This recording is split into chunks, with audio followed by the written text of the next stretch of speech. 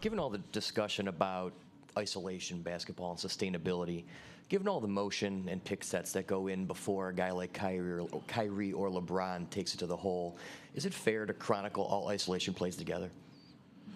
I don't think so, but people they have different versions of isolation basketball. When you post a basketball, or nowadays guys are posting 15 or 16 feet and in, you call it a post up, but some people call it isolation. So, anytime you're playing below the free throw line, I think when 15 feet and in, I consider it a post up. And we post LeBron against matchups or mismatches. I think is good for us. But then also, I think the way they play of switching 1 through 5, you're gonna have to play some ISO and one-on-one basketball, but you got to be able to attack early. And I thought LeBron and Kyrie really did that in Game 5.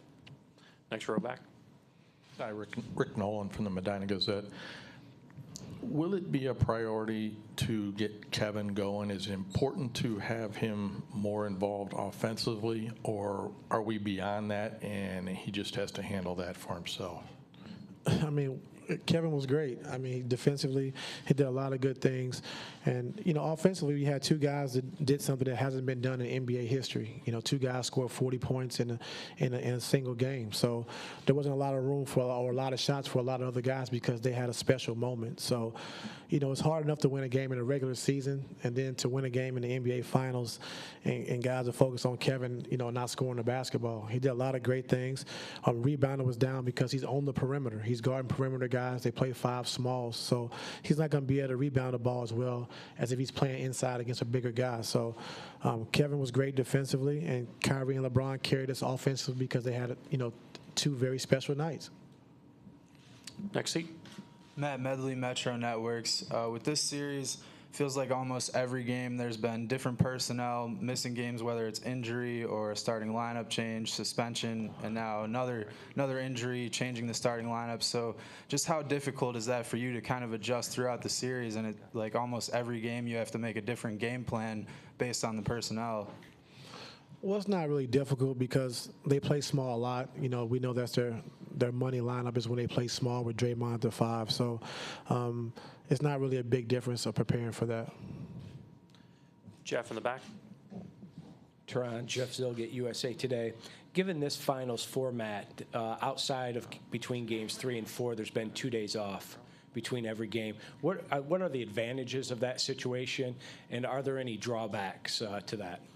Well, the advantage is, guys get the proper amount of rest. I think also, flying coast to coast, it's easier on a guy's body. I thought last year, you flew back and then you had one day, then you had to play again. So, now with these long trips, you're able to spend the night after the game and then fly back so guys can get the proper rest and let their body recover. Any drawbacks at all in terms of maybe wanting to play again after a victory instead of 2 days off? I don't think so. I think with the long flight, it just makes it a lot easier, especially on your body. And by the time you get back, we have this day today, and then we play tomorrow. So I think it's good.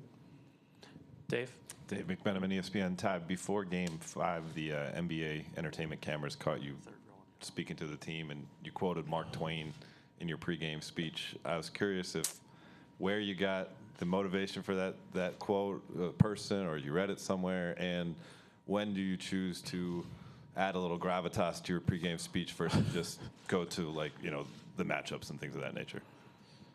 Sometimes it's needed. I don't like to talk a lot, but sometimes it's needed, and we just had a couple good things that I wanted to say before the game, and I don't know where I got it from.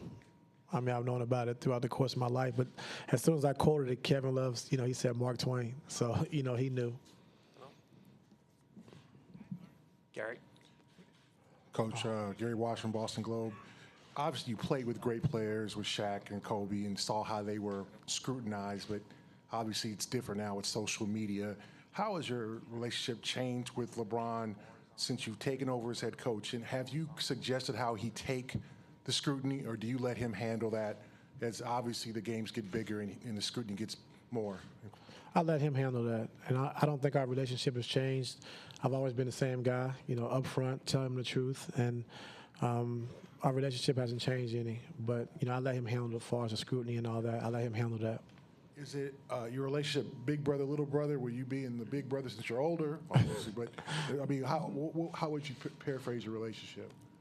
I'm just being a coach, just like with everyone else. I just think, the guys take a liking to me because, I can relate to them. I've been in every situation you can possibly be in. I've been a starter. I've been off the bench. I've not played. I've been injured for a whole season. I've been in the finals. I've been on the worst team in the NBA. So every aspect of the game, I've pretty much been through it. And so I can relate to these guys when guys are not playing or when they're struggling with their shot or when a guy gets injured. So, I mean, it's just the same relationship I have with all the guys in the locker room. Nothing's different. Over here in the front. Hi, Adam Jardy, Columbus Dispatch. You're just talking about LeBron and Kyrie obviously having a special night the other night, and we know that they're special players. I just wonder how much you can bank on that happening. I mean, I know every game is do or die at this point, but do you worry about leaning on that too much, or how do you balance, you need contributions from everybody, but trying to get special nights from those guys? Well, they're special players, and they're capable of having special nights. We know that. We've seen it before, and if they didn't have it going, then we would run other things to get other guys involved. But with those two guys just having a great special night, then we rode those guys a lot, and they came through for us. Joe on the left. Joe Varden, Cleveland.com. Ty, you mentioned that before Game 5, you felt like that was a time that you needed to say something, and then you guys come out and win the way that you did. Do you feel like your guys now are comfortable and calm in this moment and that there's nothing else that needs to be said? They know what needs to be done? They know what needs to be done, and I think they've seen the blueprint, of just being physical, being aggressive, and attacking the basket. You can't, like I always say, you don't play Golden State, you attack them. So we got to attack, and I thought the games we won, we really attacked. Last game, having 28 points in transition on their floor, it meant a lot. But I just think defensively, we really, we're locking in. We give up a lot of threes, because Steph and Clay would shoot it from anywhere. We can't be surprised that they shoot it 4 or 5 feet behind the line, But defensively, hold them to 42%, 40%, and 36% is great for us. We just got to, limit their 3-point makes, and I think we'll be fine.